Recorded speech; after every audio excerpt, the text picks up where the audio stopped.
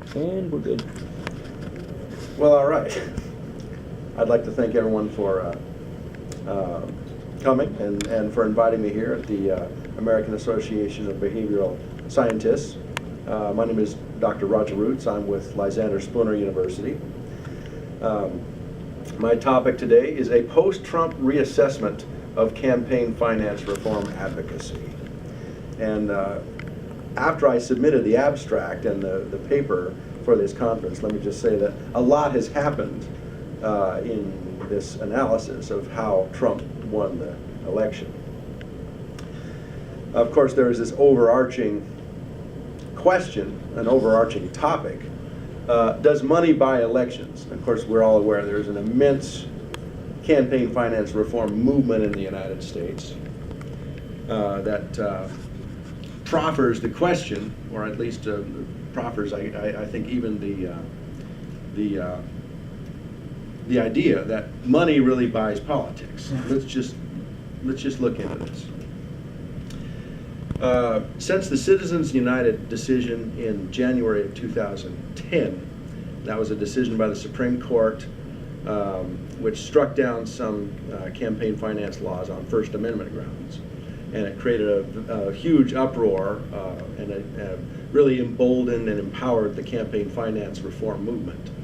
That was in January 2010. Since then, there have been 4 national elections in which we can test this theory that money buys elections. In fact, this is the 2016 victory by Trump was the 4th consecutive election in which the side that spent the most money lost. So this is quite remarkable, I think. In 2010, remember 2010 was an election year. That Citizens United decision came down in January. I apologize, my phone's ringing. Democrats outspent Republicans in 2010 by sizable margins, but were soundly defeated across the United States. Republicans, remember, Obama had been first elected in 2008, so it was an on-off year election. Republicans took control of the U.S. House and added 6 U.S. senators. Republicans also flipped 18 state legislative bodies to Republican control. And again, the Democrats outspent the Republicans in that year. 2012, Republicans outspent Democrats. Romney vastly outspent Obama. Forces supporting Romney outspent forces supporting Obama. Yet Obama held the White House, and Democrats carved back on Republican control of the House and added to their control of the U.S. Senate. Then came 2014. The situation was reversed yet again. The Republicans were vastly outspent by Democrats. The biggest individual donors were all Democrats. A lot of people don't realize this. It's widely believed that the Koch brothers, who are huge spenders for Republicans, were the big spenders in all of these recent election years. In fact, the Koch brothers, who are an oil family out of the state of Kansas, have not been the biggest donors in any election since about 2012. The 2 largest super PACs in 2014 were Democratic and spent more than twice what the 2 largest Republican super PACs spent. Yet, 2014 was a wave election for Republicans. Republicans took over the Senate and added governors and state legislators. It was a massive wave election for Republicans across the United States. Now, 2016, which of course just happened 3 months ago, major election. Donald Trump versus Hillary Clinton. Hillary Clinton and the forces supporting Hillary Clinton vastly outspent the forces supporting Trump. It depends on how you measure this, and keep in mind there's a lot of spending that probably is off, not quite subject to the measuring systems that we have, but nonetheless, Trump spent less than $1 billion. Hillary spent far more than $1 billion and lost. Congressional spending was a little bit more of a mixed bag. it appears from what we can tell now that Republicans slightly outspent Democrats in 2016 for congressional races. And there was massive spending in some of those elections. It was fairly close between Democrats and Republicans across the board. However, some races were massively spent on, including the Senate seat in Florida. Marco Rubio won that seat for the Republicans. The Republicans also won a Senate seat out of Pennsylvania, which was massive, saw some massive spending there. And so it appears that Republicans outspent Democrats, and they kept both chambers of the U.S. Congress. So this is the one example where it seemed to follow the money. Only one example. Everywhere else, it seems that wherever money was being spent in the last 8 years, really, the side that spent the most money lost. The GOP, the Grand Old Party, outspent the Democrats at the state level. I'm sorry, they were outspent at the state level by Democrats, and yet tended to win in most close races in the states. The Grand Old Party picked up 3 governors' races, although they were outspent. Democrats picked up 3 state legislative chambers, by the way, including Nevada, by the way, where we are right now. Nonetheless, Republicans kept control of the majority of state legislatures.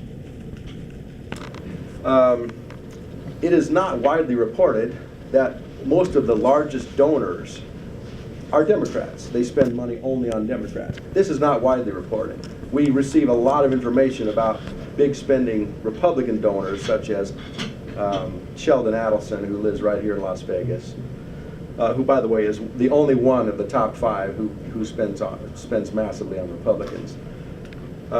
This is actually the man that holds the world record for spending on campaigns in a single election year. His name is Tom Steyer. He is an oil billionaire and an energy billionaire. He spends only on Democrats.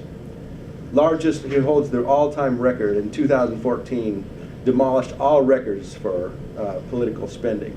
And it all went to Democrats, and he lost massively. He also was the biggest spender in 2016. Again, he lost massively.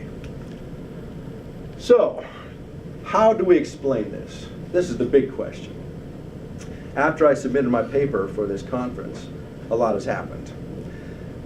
There have been revelations about fake news, revelations about Russians influencing the election. WikiLeaks, of course, was leaking some emails from John Podesta, the close right-hand man to the Hillary campaign. Those emails obviously did not cast Hillary in a good light, and many commentators have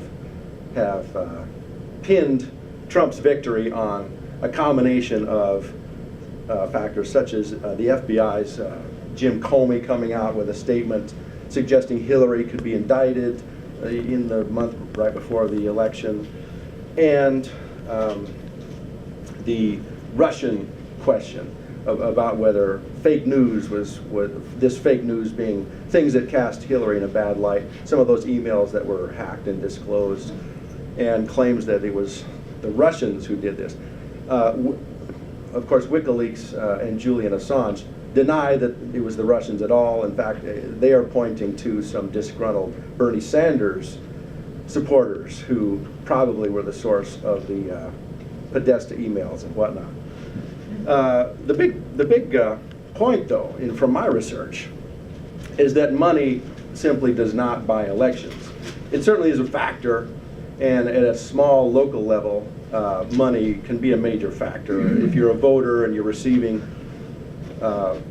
mailings from different candidates, I think voters tend to reward candidates who appear like they want the job and want the position. So I think at the lowest levels, the evidence is pretty clear that money can be a tipping point. Money can ultimately be the determining factor in a local election. At these massive, large-scale national elections, however, it's not at all clear that money is is a deciding factor. And in fact, psychologists have been studying what makes people and what motivates people to vote and to have their political opinions for years. This is a journal, Public Opinion Quarterly. I'm sure many of you might be aware of this. It's been in print for 50 years. Political scientists and social scientists have been studying why people have the ideas they have for decades.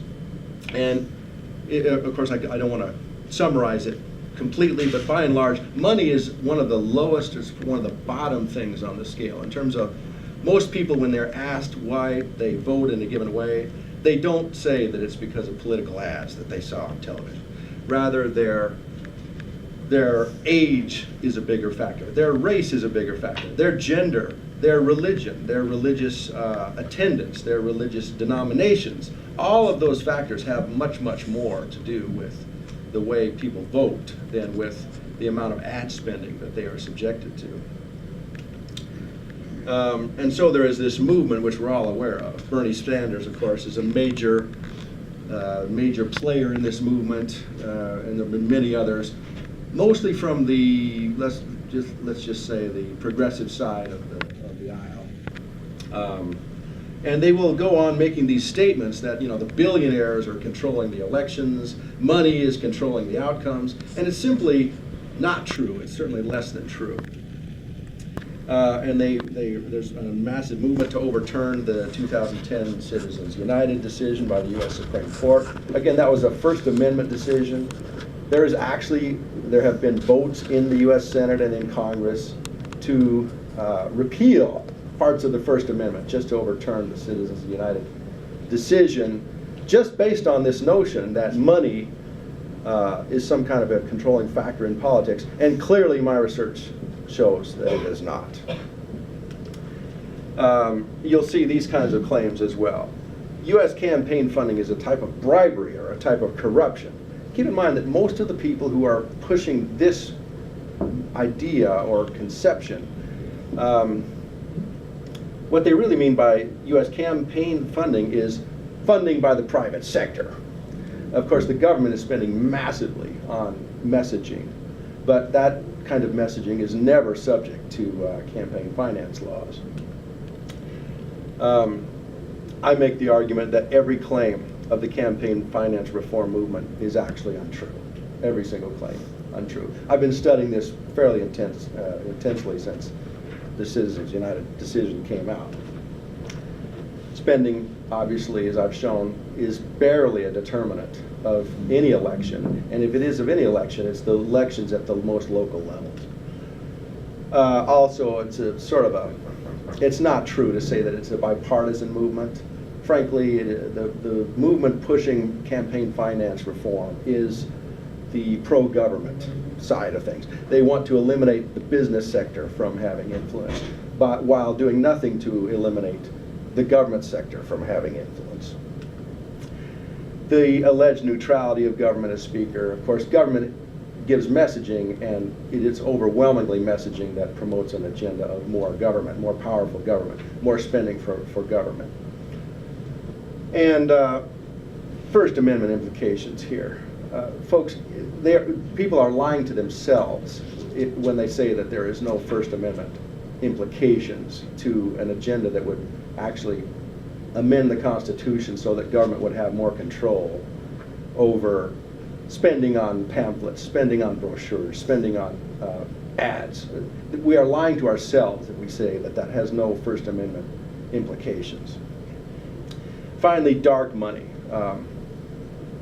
I have a much longer presentation where I can go back in history. The abolitionist movement was funded by people who had to hide their identities. They were subject to death threats. They were subject to, there were abolitionists who were mailed dead babies in the mail and things. Death threats were common. Violence was common. The idea that government must know the identity of all speakers is somewhat alien to American history. Finally, there's this agenda, which is hatred for the corporate form.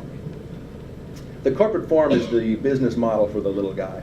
It allows poor people to pool their resources and compete with the rich. If you eliminate the corporate form and you say that corporations have no First Amendment rights, frankly, that would give the rich, people like Sheldon Adelson, people like Tom Steyer, far more power and control over our politics. I'm seeing that I'm out of time, and I will end it right there. I'd love to have questions after the end for other speakers. Yes, we have a 5-minute block for questions. Thank you.